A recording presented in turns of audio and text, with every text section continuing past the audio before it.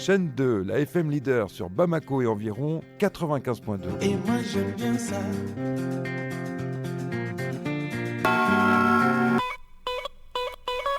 Vous écoutez la chaîne 2, il est 12h.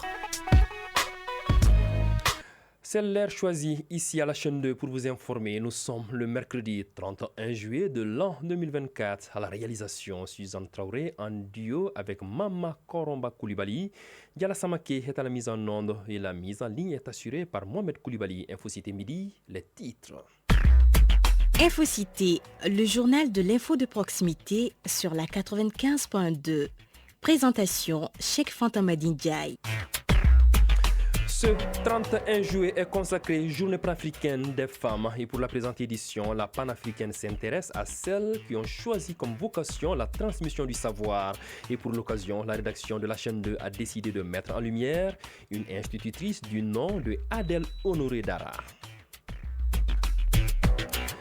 En cette saison de pluie, vous le constatez certainement, les eaux de ruissellement et certains aliments favorisent la prolifération des virus, augmentant ainsi les risques de diarrhée chez les plus jeunes. Dans ces 12 heures, nous allons parler des causes, des manifestations et des solutions pour protéger les enfants. À suivre dans ces 12 heures la page internationale et ce mercredi, c'est Safiatou Kone qui s'y colle. Bonjour Safiatou. Bonjour Cheikh. Avec où nous irons aujourd'hui ou nous irons où aujourd'hui? L'actualité internationale d'aujourd'hui nous conduira en Guinée où le verdict final du procès du massacre du 28 septembre est attendu ce 31 juillet. Ensuite, nous mettrons un cap sur l'Iran où l'organisation paramilitaire iranienne a affirmé ce mercredi que le chef politique du mouvement islamiste palestinien Hamas, Ismaël Haniyeh, avait été tué à Téhéran. À suivre les développements de tous ces titres au cours de ce journal. Merci Safiatou et à tout à l'heure pour le développement. À présent, je me tourne vers Bourema Diallo avec vous. Ce sera la page des sports. Toujours fidèle au poste. Bourema, bonjour. Bonjour Cheikh, bonjour à tous. Et à la une aujourd'hui. Au sommaire, Jeux Olympiques Paris 2024, tournoi de football masculin, les Aigles Espoirs sont éliminés de la compétition. Toujours Jeux Paris 2024, cette fois-ci en boxe, Fatoumata Marine Camara a été éliminée et dès son entrée en lice. Championnat national de handball, on connaîtra le tableau complet des demi-finales ce soir. Ce sont entre autres sujets que nous allons développer dans un court instant Cheikh. Donc à tout à l'heure Bourema. Voilà donc ce qui vous attend pour Infocité, la première édition. La team de ce mercredi au grand complet s'installe sur les ondes de la FM Leader pour vous informer. C'est donc parti juste après ceci. Le 31 juillet 1962, à Dar es Salaam, en Tanzanie, les femmes venues de tout le continent s'étaient réunies pour la première fois et avaient créé la première organisation des femmes, la CFA, Conférence des femmes africaines. Une initiative portée par notre compatriote Awa Keita. Mais il aura fallu attendre le premier congrès de l'organisation des femmes, PAO en anglais, tenu à Dakar, au Sénégal, le 31 juillet 1974, pour voir officialiser la célébration de la Journée panafricaine des femmes. Depuis, l'événement s'est inscrit dans le calendrier des célébrations au Mali, une tradition encore respectée cette année. Et pour la présente édition, la panafricaine s'intéresse à celles qui ont choisi comme vocation la transmission du savoir, c'est-à-dire les femmes institutrices. Plus de détails avec Aminata Kone. Cette année, le thème retenu est des institutrices d'hier aux enseignantes d'aujourd'hui. L'objectif est de contribuer à la refondation du Mali en faisant de l'école malienne un vrai cadre d'apprentissage, de connaissances et de valeurs. Mama Sangaré, enseignante, chercheur et maître de conférences. Journée, c'est pour célébrer, magnifier internationalement les femmes de l'ensemble du continent africain. Et plus précisément au Mali, c'est pour rendre hommage à notre héroïne Awa Keita. Et parce que c'est grâce à son leadership, elle a eu l'initiative et créé la première organisation dédiée aux femmes africaines, dont l'objectif était de contribuer à l'amélioration des conditions de vie de la femme africaine et à son émancipation. Bakayo Aïda Kanté, la présidente du groupement des femmes éducatrices. Cette journée a pour objectif de renforcer l'unité et la solidarité des États africains. Les enseignantes et les éducatrices sont dans le même domaine. Les vocations sont les mêmes, celles d'inculquer le savoir. Bakayoko Aïda Kanté, la présidente du groupement des femmes éducatrices. L'institutrice, son enseignement s'arrête au fondamental 1, de la première année à la 6e année. Et l'enseignante, c'est de la maternelle à l'université. L'enseignante va plus loin que l'institutrice. Maman Sangaré. Auparavant, malgré que les conditions n'y aient pas, les institutrices avaient l'amour du travail. Et elles transmettaient leur savoir assurant l'éducation à la base pour une bonne continuité au supérieur. Par contre, l'enseignement d'aujourd'hui se trouve dans une situation critique tendant vers la déscolarisation et reste à désirer. Le rôle joué par les femmes, en croire les témoignages, réside dans leur capacité de réaliser et conduire le changement sur le continent. Justement, en concert avec ce thème choisi cette année qui est axé sur les institutrices, on vient de l'entendre, la rédaction de la chaîne 2 a décidé de mettre en lumière une institutrice du nom de Adèle Honoré Dara. Nous vous invitons à suivre son portrait dans ce dossier signé Ibrahim Souri Traoré.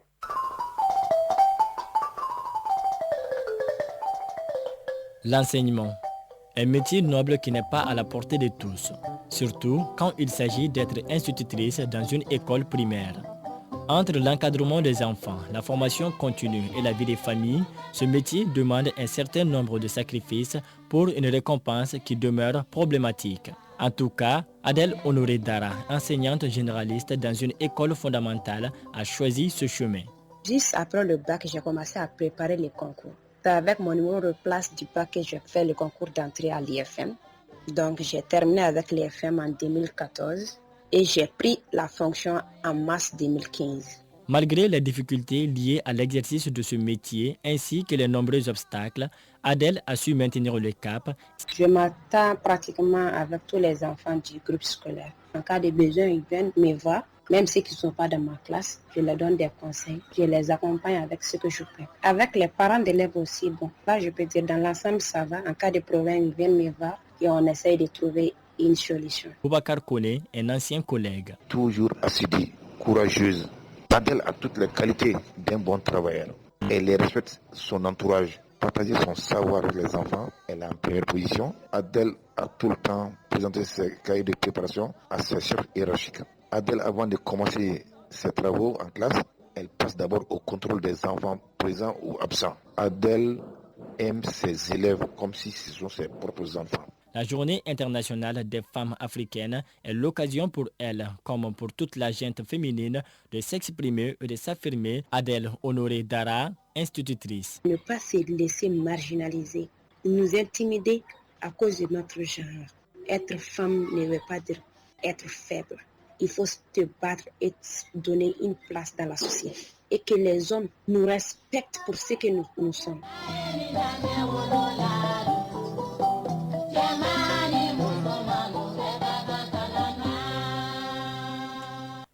Voilà, donc tout en souhaitant bonne fête aux femmes, et particulièrement à celles du Mali, on vous invite au CICB tout à l'heure, ce sera à partir de 15h, autour de Madame le ministre de la Promotion de la Femme et de l'Enfant pour magnifier les femmes institutrices notamment.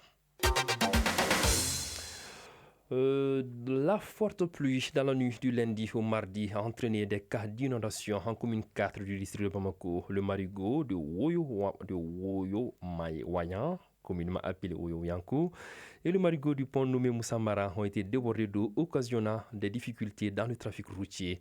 Une grosse équipe de la police et de la protection civile s'est immédiatement déployée pour pouvoir décongestionner la circulation. Pour la chaîne 2, Suzanne Traoré est allée faire le constat, suivant son reportage.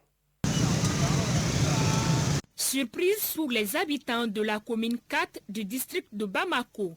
Le pont de Oyo-Wayankor, le seul pont qui lie Sebeninkoro au centre-ville, fut complètement submergé, ce qui a causé d'énormes dégâts matériels. Abou Keïta, citoyen. L'eau a commencé à monter à partir de 3h30 vers 4h à 5h du matin. Elle a commencé à baisser petit à petit et c'était devenu inquiétant. Selon ce qu'on dit, cette eau nous provient de la Guinée et c'est ce que nous pensons aussi. Au dire de nos interlocuteurs, ce n'est pas la première fois que de tels dégâts arrivent. Ce n'est pas la première fois ni la deuxième fois qu'il y a de telles inondations. Je vends ici depuis quelques années. Et les marchandises passent la nuit ici. L'eau a tout emporté. Cette catastrophe naturelle a rendu difficile la circulation des personnes et de leurs biens. Il est 9 heures à notre arrivée. L'eau a retrouvé son niveau normal et les agents de la police nationale et de la protection civile sont au four et au moulin pour régler la circulation. Fasega Sissoko, citoyen. Depuis hier, vers les coups de 3 heures du matin, on a entendu les bruits, les eaux de ruissellement, quoi. Donc c'est ça qui a fait que le pont est bouché, donc ça a créé l'embouteillage. À peu près ça fait 2 heures de temps que je suis dans l'embouteillage. À 10 heures passées de 30 minutes, autre lieu, autre réalité. Si l'eau a retrouvé son niveau normal au niveau de Oyowayanko, cela n'est pas le cas au niveau du marigot du pont Moussamara qui lie le quartier Boukoudani à celui de Tchétchénie. Ici, l'eau a carrément débordé, ce qui rend la sortie difficile aux habitants. Bader Mahaman, habitant des lieux. Depuis hier soir, on a eu une nuit blanche. Il y a la branche de la Guinée du Fouta Djallon qui vient se jeter dans cette mare, qui passe tout droit devant notre porte. Donc c'est ce qui fait qu'à chaque année, on est confronté à ce genre de danger d'inondation. Selon les sources locales, d'énormes dégâts matériels ont été enregistrés. Pour le moment, aucune perte en vie humaine n'a été déplorée. Ces cas d'inondation appellent donc la population riveraine à la prudence et aux vigilances.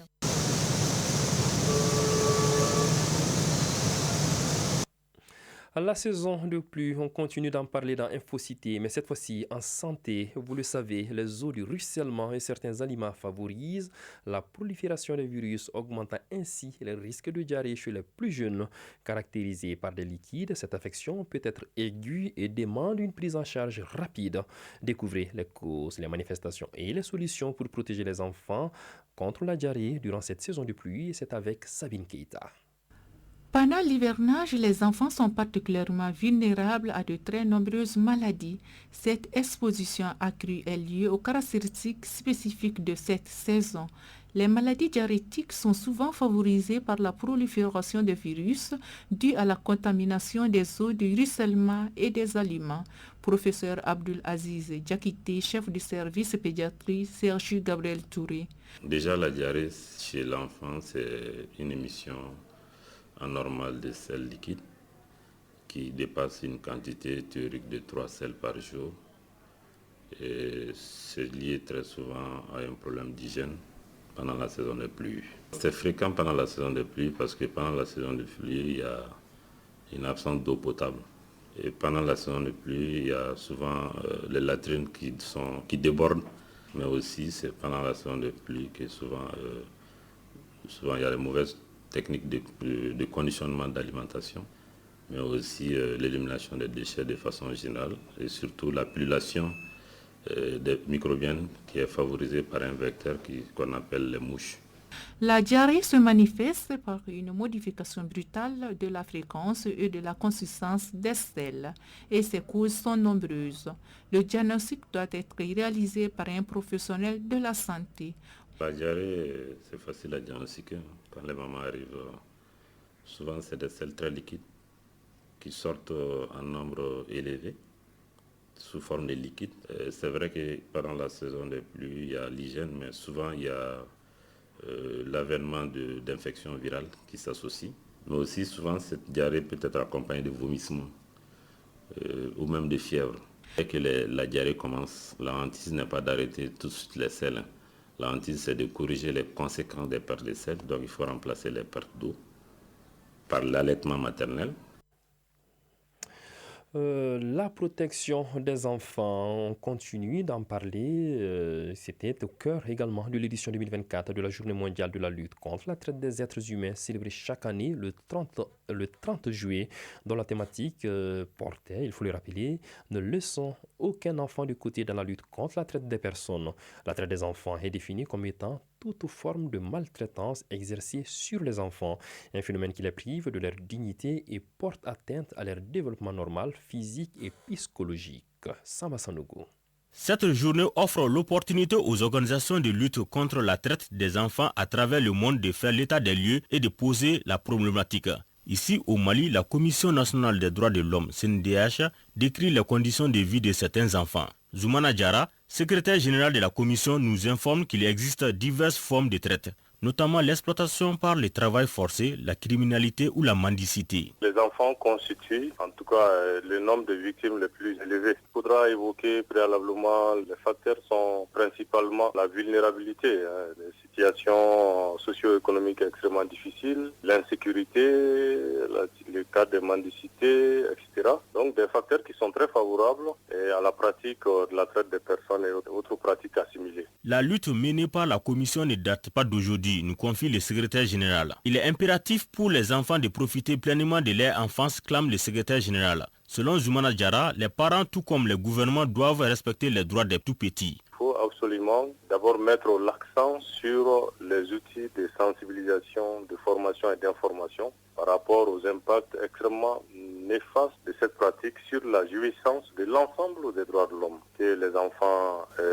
peuvent jouir. Donc au-delà des activités de sensibilisation, d'information, de formation, il faut nécessairement aussi des actions de protection, des actions de répression.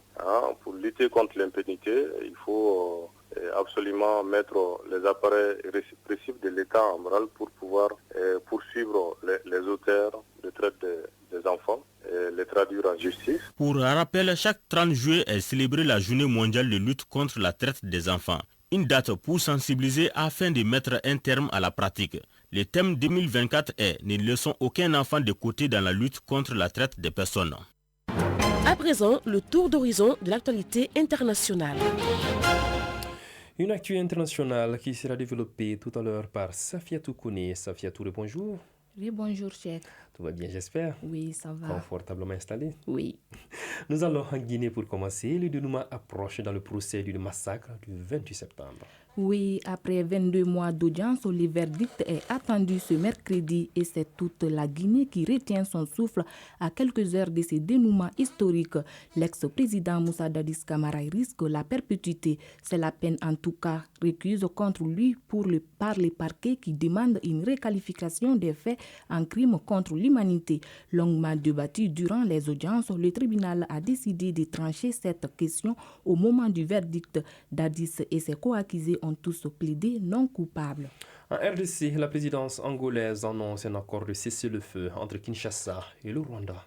Effectivement, cher que le cessez-le-feu entrera en vigueur à minuit le 4 août prochain, selon un communiqué de la présidence angolaise. Son application sera contrôlée par un mécanisme d'ad-hoc qui existe déjà, mais qui sera renforcé. La décision a été prise à l'issue d'une discussion entre la ministre des Affaires étrangères congolaise et son homologue rwandais sous l'égide du gouvernement angolais. Ouganda, 36 membres d'un parti d'opposition inculpés pour terrorisme. Tout à fait, la police ougandaise a annoncé l'interpellation des 36 militants du Forum pour le changement démocratique. D'après elle, ces derniers se livraient à des activités nuisibles attirant l'attention des forces de sécurité kenyanes. Selon un de leurs avocats, le groupe a nié les accusations dont il fait l'objet après avoir été inculpé pour terrorisme. Et pour terminer, direction Iran, le chef du Hamas, Ismaël Haniyeh, assassiné à Téhéran. L'annonce a été faite ce mercredi par les Gardiens de la Révolution, une organisation paramilitaire iranienne. Mais les groupes militants palestiniens accusent Israël d'être à l'origine de l'attentat. M. Haniyeh se trouvait à Téhéran pour assister à la cérémonie de prestation de serment du nouveau président iranien. L'Iran n'a donné aucun détail sur la manière dont Haniyeh a été tué et la garde a déclaré que l'attaque faisait l'objet d'une enquête. Voilà, chers que c'est ce qui met fin à l'actualité internationale de ce midi. Merci d'être passé dans ce studio, Safiatou. De rien. C'était un plaisir. Merci. Tu aimes le sport? Oui. De l'ES seulement? Oui. Non, je suis fan du FC Barcelone. Ah, du FC Barcelone. Oui. On parlera du sport tout de suite avec Brema Yallo, juste après ce jingle.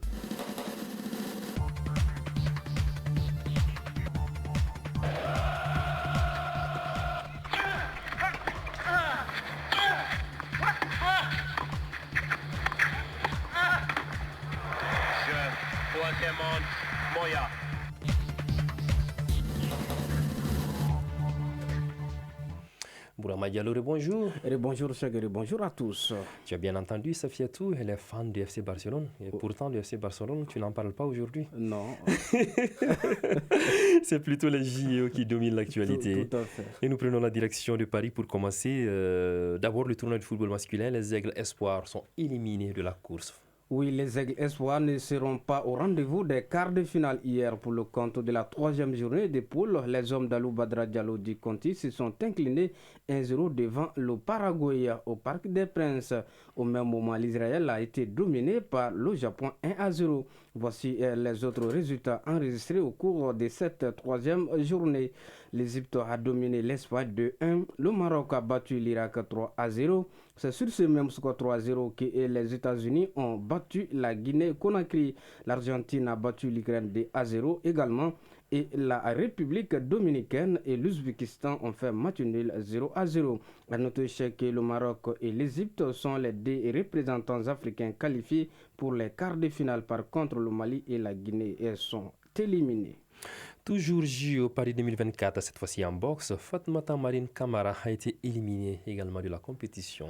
Après le football, les Maliens avaient les yeux rivés sur la boxe avec Fatmata Marine Camara. Malheureusement, elle s'incline aussi dès son entrée en liste devant une Turque dans la catégorie de moins de 57 kg.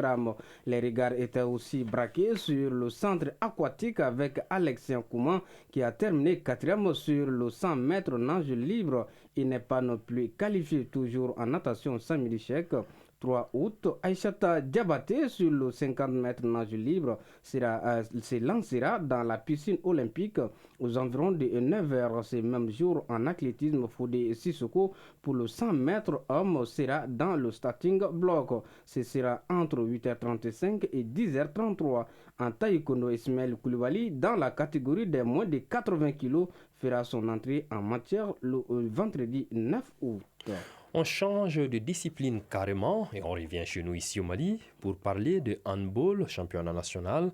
On connaît le tableau des demi-finales chez les dames. Oui, il s'agit de l'AS Police, de l'ISFAS, du Centre Omnisport de Lafiabou et le Sigui de Caille. En ce qui concerne des hommes, l'affiche des demi-finales sera connue ce soir à l'issue de la dernière journée des poules. Pour rappel, les demi-finales sont prévues pour demain jeudi. Basketball, les playoffs du championnat national de première division, député de Majidi Bouraïma. Oui, l'honneur reviendra aux dames d'ouvrir le bal à 16h. Le stade malien de Bamako sera face au Dioliva Athletic Club. Et à 18h, le stade malien de Bamako et l'AS Police seront aux prises sur le tableau masculin. Les 4 formations enchaîneront la deuxième journée le lendemain vendredi. A signaler qu'à l'issue de 5 journées, l'équipe qui parviendra à remporter 3 victoires du côté des dames comme chez les hommes sera déclarée championne du Mali de saison 2023-2024. Espoir de masse pour terminer Bouraïma. La finale du match de gala de l'AJDCI a été jouée le week-end dernier. Oui, l'association des jeunes pour le développement du cercle de Yamfoula avec le soutien de l'ensemble pour le cercle de Yamfoula et de Sélengue, AJDC a initié dimanche 21 juillet un match de gala à l'occasion de la soirée culturelle du Wassolo tenue le vendredi dernier. Cette initiative visait à créer un certain engouement autour de l'événement. Modibo Sidibé. Raffermir le lien social entre les ressortissants du cercle de Yanfoulila et de Sélengue à Bamako, voilà tous les sens donnés à ces matchs gala. Le FC Baya en blanc fait face au Djalon Foula, 2 équipes provenant du Wassolo. Après le coup d'envoi symbolique donné par les officiels, place au jeu. Le FC Baya concrétise rapidement sa domination en ouvrant le score. Ce résultat nous conduit à la pause. À la reprise, la formation du FC Baya accentue sa domination et tente de doubler la mise. Mais contre toute attente, les sociétaires de Djalon Foula égalisent dans le premier quart d'heure de la seconde période. 5 minutes plus tard, le FC Baya reprend l'avantage grâce à cette frappe limpide qui termine au fond des filets adverses, 2-1. Alors que la victoire semblait promise au FC Baya, les joueurs du Djalon Foula réagissent à nouveau et obtiennent l'égalisation dans les ultimes secondes de la partie. Score final, 2 partout. Ce match gala est organisé en prélude à la soirée artistique et culturelle du Wassolo, une initiative de l'association des jeunes pour le développement du cercle de Yanfoulila en collaboration avec l'ensemble pour le cercle de Yanfoulila et de Sélengue. Kalou Doumbia, président de l'association des jeunes pour le développement du cercle de Yanfolila. C'est à cause de l'unité et l'entente que nous avons organisé ces matchs à l'occasion de notre soirée culturelle du Wasolo. Donc c'est pour donner plus d'engouement à l'événement. Pour ce match gala, nous avons fait appel à 2 équipes du Wasolo. Le parrain s'est dit fier et honoré d'associer son image à l'événement. Ibrahim Diallo, parrain. Quand on dit c'est la nuit du Wasolo, tout ce qui concerne le Wasolo me correspond davantage. C'est pourquoi j'ai accepté humblement de parrainer cet événement. Au terme de ce match gala, des tickets d'entrée pour la soirée artistique et culturelle ont été offerts aux membres des 2 équipes. Voilà, je crois bien Bourema, c'est l'essentiel. Oui, c'est l'essentiel pour ce mercredi. Merci d'être passé. On se retrouve mercredi prochain. Les adieux. La météo à présent.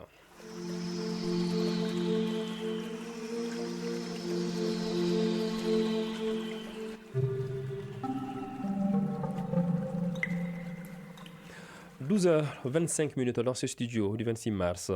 Aujourd'hui, l'état du ciel restera changeant pour dire que la pluie peut tomber à tout moment. Quant aux températures, elles varieront entre 22 et 30 degrés Celsius au cours de la journée. Et pour tâcher d'être complet, sachez que le coucher du soleil est prévu à 18h59 sur Bamako et environ.